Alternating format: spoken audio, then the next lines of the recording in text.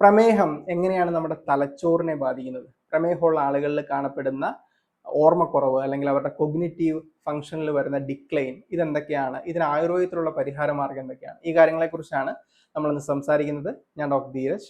നമ്മളുടെ ബ്രെയിന് ഫംഗ്ഷൻ ചെയ്യാൻ നിരന്തരം ഗ്ലൂക്കോസ് കിട്ടിക്കൊണ്ടിരിക്കണം. ഗ്ലൂക്കോസ് വളരെ അനിവാര്യമാണ്. പ്രമേഹമുള്ള ഒരാളെ സംബന്ധിച്ചിടത്തോളം രക്തത്തിൽ ആവശ്യത്തിൽ കൂടുതൽ ഗ്ലൂക്കോസ് ഉണ്ട്. പക്ഷേ ഈ ബ്രെയിനിലെ കോശങ്ങളുടെ ഉള്ളിലേക്ക് ഈ ഗ്ലൂക്കോസിന് കയറാൻ സാധിക്കുന്നില്ല. കാരണം എന്താ? ഇൻസുലിൻ ഇല്ല അവിടെ. അതല്ലെങ്കിൽ ഇൻസുലിന്റെ പ്രവർത്തനം കുറഞ്ഞിരിക്കുന്നു. ഇൻസുലിൻ റെസിസ്റ്റൻസ് എന്ന് പറയുന്ന ഒരു അവസ്ഥയാണ്.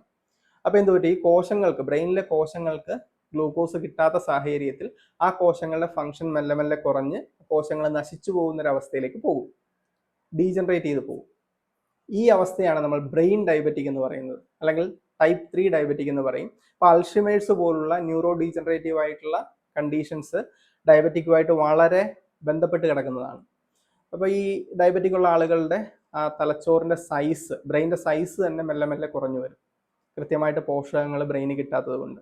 അപ്പം അങ്ങനെ വരുമ്പോൾ ആളുകളിൽ മറവി ഉണ്ടാവാം, അവരുടെ നോർമലായിട്ടുള്ള ബിഹേവിയർ തന്നെ ചേഞ്ച് ചെയ്ത് പോകാം. അവർ പല കാര്യങ്ങളോടും റിയാക്ട് ചെയ്യുന്നത്, പല കാര്യങ്ങളെയും അനലൈസ് ചെയ്യുന്നതിലൊക്കെ വലിയ രീതിയിലുള്ള പ്രശ്നങ്ങൾ ഉണ്ടാവാം. അപ്പോൾ ഇതിനുള്ള പരിഹാര മാർഗം എന്താണ്? പ്രമേഹം നിയന്ത്രിക്കുക എന്നുള്ളത് തന്നെയാണ് ആദ്യത്തെ പരിഹാര മാർഗം. അതിനോടൊപ്പം തന്നെ ലൈഫ് സ്റ്റൈൽ മോഡിഫിക്കേഷൻസ്. പിന്നെ ആയുർവേദത്തിൽ ഈ ബ്രെയിനിൻ്റെ ഫങ്ഷൻസിനെയൊക്കെ ഇമ്പ്രൂവ് ചെയ്യുന്നതിന് സഹായിക്കുന്ന മരുന്നുകളുണ്ട്. നമ്മൾ മേദ്യം എന്ന് പറയും. മേദ്യം എന്ന് പറയുന്ന ഗണത്തിൽപ്പെടുന്ന മരുന്നുകൾ. പിന്നെ തലയിലേക്ക് നമ്മൾ ചെയ്യുന്ന ചികിത്സകൾ, ഇപ്പോൾ ശിരോധാര പോലുള്ള ചികിത്സകൾ, അതല്ലെങ്കിൽ മരുന്നുകളൊക്കെ അരച്ചു പുരട്ടുന്ന ശിരോവേഷ്ടനം, തലപൊതിച്ചു പോലുള്ള ചികിത്സകളെല്ലാം ഈ ഇതുപോലുള്ള കണ്ടീഷൻസിൽ വളരെ എഫക്റ്റീവാണ്. അപ്പോൾ ഇതൊക്കെയാണ് നമ്മൾ ഇതിൽ ആയുർവേദത്തിൽ ചെയ്തു വരുന്ന ചികിത്സകൾ. ഈ വീഡിയോ നിങ്ങൾക്ക് പ്രയോജനപ്പെട്ടു തോന്നിയാൽ മറ്റുള്ളവർക്ക് ഷെയർ ചെയ്ത് കൊടുക്കുക. ഈ ചാനൽ സബ്സ്ക്രൈബ് ചെയ്യുന്നതും പരിഗണിക്കാവുന്നതാണ്.